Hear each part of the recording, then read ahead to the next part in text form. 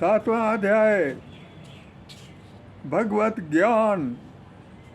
यहाँ भगवान अर्जुन को हर प्रकार का ज्ञान कहाँ से आता है, इसका सोर्स बताते हैं। हजारों लाखों में से कोई एक सिद्धि प्राप्त करने के लिए प्रयत्नशील होता है। या देखिए वो भगवान जी कहते हैं कि सिद्धि को प्राप्त करने के लिए, मोक्ष को प्राप्त करने के लिए हजारों लाखों में से कोई बिरला जो है वो ये यत्न करता है। को सिद्धि प्राप्त करने वालों में से भी कोई विरला मुझे वास्तव में जान पाता है, वरना अक्सर लोग तो जानवरों की वृत्तियों में लगे रहते हैं, पैदा करते हैं, खाते हैं, नींद करते हैं, डर रखते हैं, मुझे पा सकते हैं या मेरा ज्ञान उनको हो सकता है। जो कृष्णा भावना अमृत लोग हैं, यानी जो भगवान कृष्ण से श्रद्धालु हैं सच्चे, लेकिन वो अगर ऐसे हैं वो पा सकते हैं मुझे। भगवान कृष्ण कहते हैं कि पृथ्वी, जल, अग्नि, वायु, आकाश और मन, बुद्धि और अहंकार, ये 8 प्रकार के विभक्त मेरी प्रकृतियाँ हैं, ये मेरी शक्तियाँ हैं। भगवान के विभिन्न पुरुष अवतारों की शक्ति को प्रकृति कहते हैं। यानी जब भगवान जी अवतार लेते हैं और पुरुष बनते हैं और उस वक्त जो शक्ति उनकी पास होती है उसको प्रकृति करते हैं या कहा जाता है।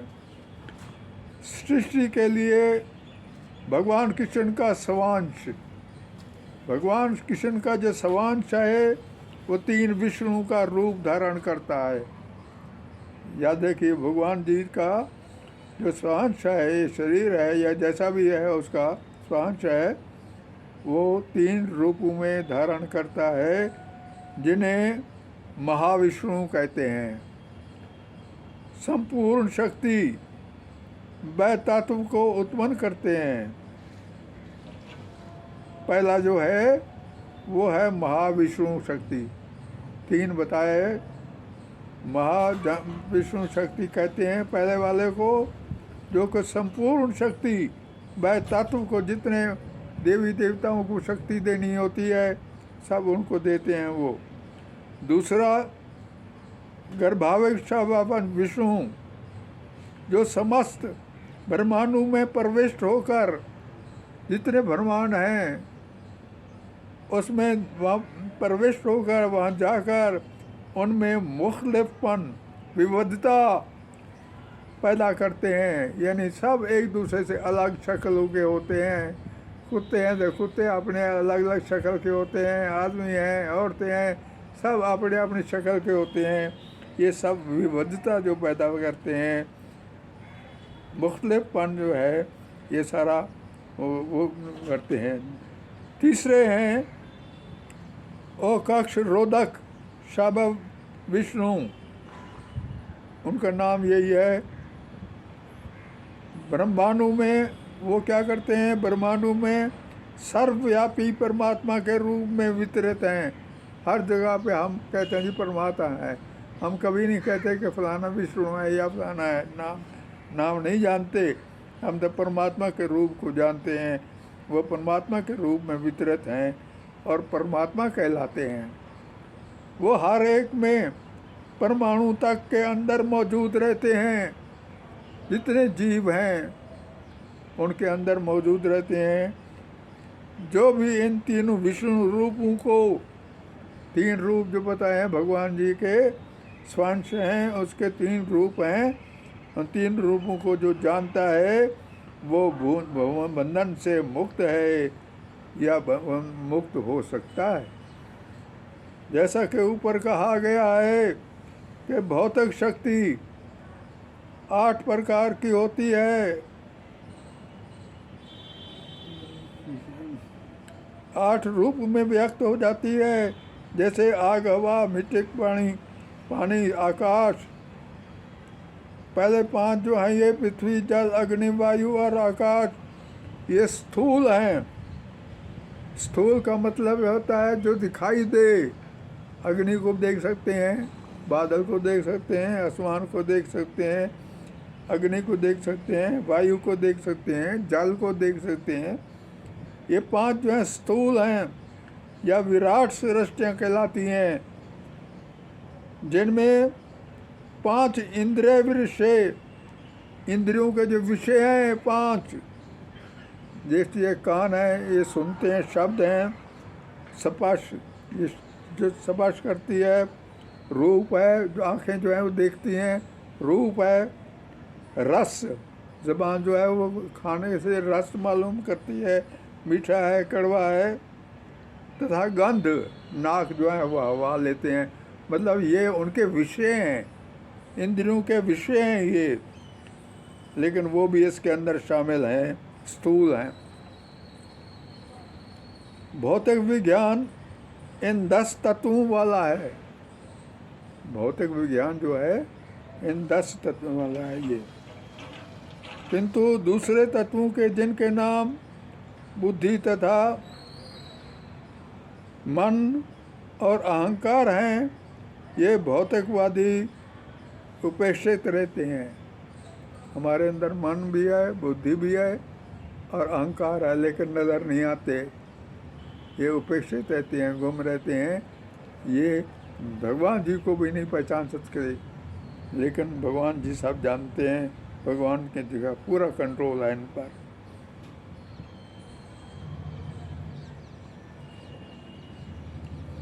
ये भौतिक विज्ञान जो है इन 10 तत्वों वाला है, किंतु दूसरे तत्वों के जिनके नाम मन, बुद्धि तथा अहंकार हैं, वो भौतिकवादी उपेक्षित रहते हैं।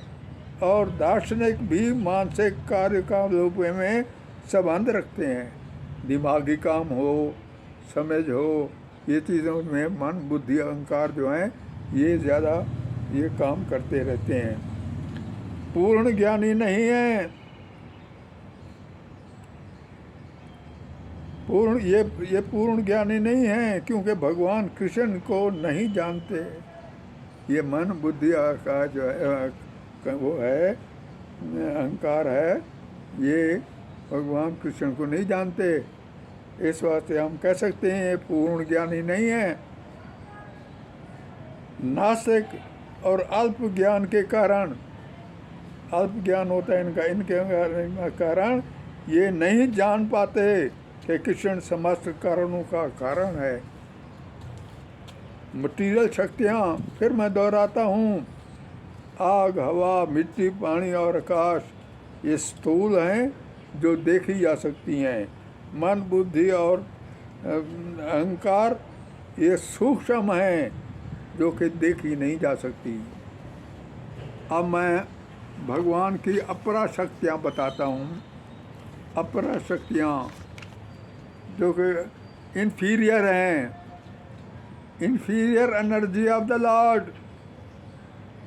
आग, हवा, मिट्टी, पानी और आकाश, मन, बुद्धि और अहंकार, ये सब मटीरियल हैं और अपरा प्रकृति कहलाती हैं। ये मेरी अपरा प्रकृति हैं। भगवान की जो है ये इन्फीरियर है, ये तो कुछ नहीं है उनके बाद में शक्तियों में। आग, हवा, मिट्टी, पानी, अगर मन, बुद्धि, अहंकार, ये 8 जो हैं इनकी भगवान जी की अपरा शक्तियाँ हैं। लेकिन जो सुपीरियर है एनर्जी है, वो कौन सी है? वो है जीव। भगवान की, उसको कहते हैं भगवान की पराशक्ति। वो अपरा शक्तियाँ थी, ये पराशक्तियाँ हैं। जीव जो हैं, जीव को भगवान खुद पैदा करता है, तो उनकी जो है ये सुपीरियर एनर्जी है। समस्त जीव भगवान कृष्ण की सुपीरियर एनर्जी कहलाती है। जितने जीव हैं, यानी इसको हम ऊंची प्रकृति करते हैं। वो तो नीची थी, घटिया थी, इन्फीरियर थी, ये बढ़िया है। इस एनर्जी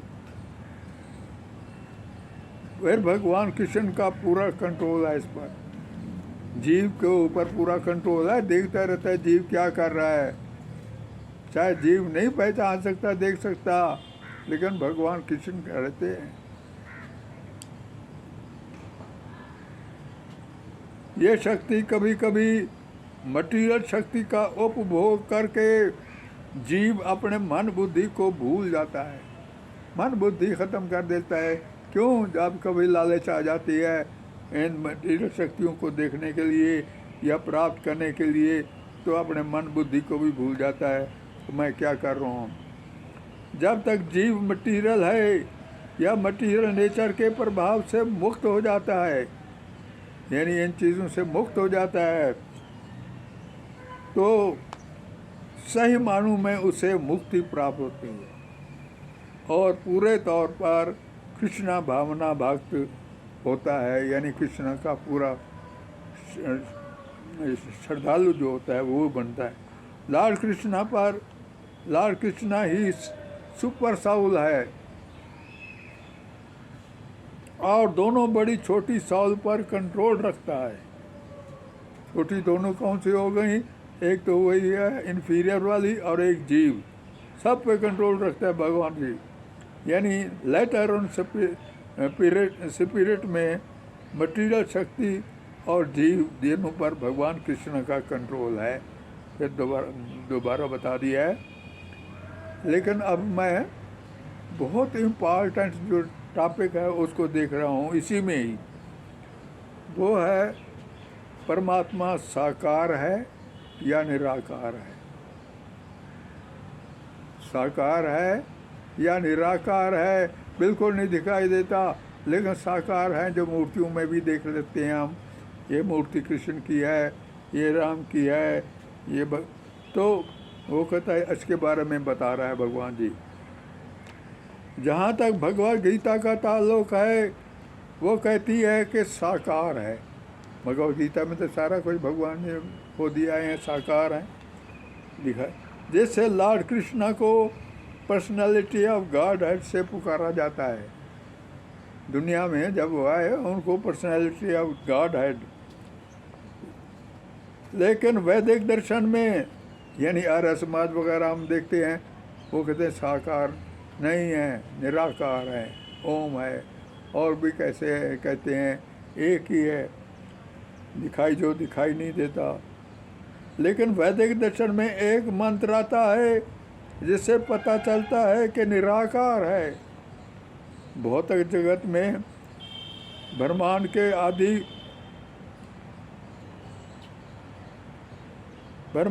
आदि जीव जो हैं, ब्रह्मा आदि जीव है। सबसे पहले ब्रह्मा को भगवान ने पैदा किया था। आदि जीव ब्रह्मा को देवताओं, मनुष्यों तथा निम्न प्राणियों में सुपर श्रेष्ठ माना गया है, सर्वश्रेष्ठ माना गया है। किसको? ब्रह्मा को। ब्रह्मा जो है सबसे पहले भगवान ने ब्रह्मा को पैदा किया, और वो बाकी जितने देवता हैं उनके चिले चपाटे हैं। लेकिन मनुष्यों को भी, जितने मनुष्य हैं सारे ये, और निम्न प्राणियाँ हैं और छोटी प्राणियाँ हैं, ये सब में जो है सुपर श्रेष्ठ जो है, सर्वश्रेष्ठ जो है वो ब्रह्मा है। लेकिन ब्रह्मा के परे एक और महाशक्ति है जिसका भौतिक रूप नहीं है, आप उसको देख नहीं सकते। जो भगवान हैं असली वहाँ पे, जिसने ब्रह्मा को पैदा किया है, उनको वो देख नहीं सकते।